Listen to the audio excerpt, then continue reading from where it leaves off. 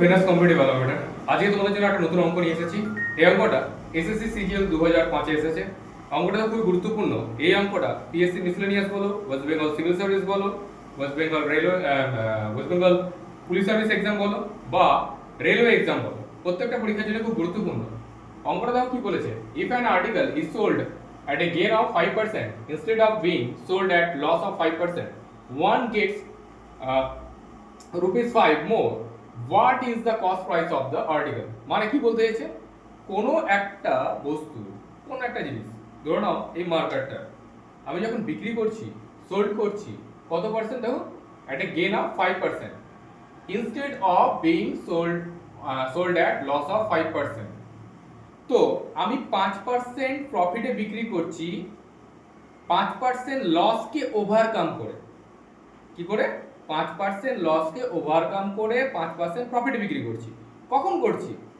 এটা হচ্ছে যখন আমি ওই বস্তুটার দাম বা এই মার্কারটা, আমি মার্কার দিয়ে একটা এক্সাম্পল দিচ্ছি, এই মার্কারটার দাম যখন আমি 5 টাকা বাড়িয়ে দিয়েছি। কি বাড়িয়ে দিয়েছি? 5 টাকা।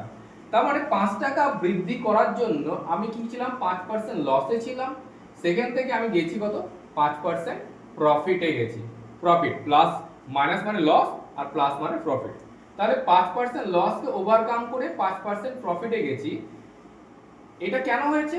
এটা হওয়ার কারণ হচ্ছে আমি এখানে 5 টাকা ইনক্রিজ করেছি দামে। তাহলে এখানে জানতে চেয়েছে, এটা fixed question, copy paste question থাকে, শুধু ডিজিট চেঞ্জ থাকে। কস্ট প্রাইস জানতে চাই পরীক্ষার সময়। কি করে বার করব দেখো, 5% লস থেকে যদি 5% প্রফিটে যায়, তাহলে অ্যাকচুয়াল প্রফিট কত হচ্ছে? 5% লসকে ওভারকাম করছি, তাহলে -5 থেকে +5 এ যাচ্ছি, তাহলে অ্যাকচুয়াল প্রফিট হচ্ছে আমার 10%। কত হচ্ছে?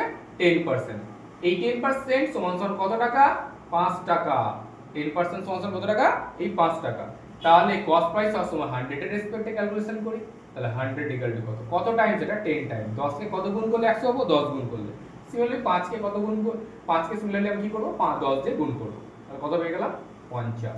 তাহলে অপশন সি হয়ে গেল অ্যানসার। এই হবে, আমরা অতি সহজে কম ক্যালকুলেশনে আমরা অঙ্কটা করতে পারবো। Thank you.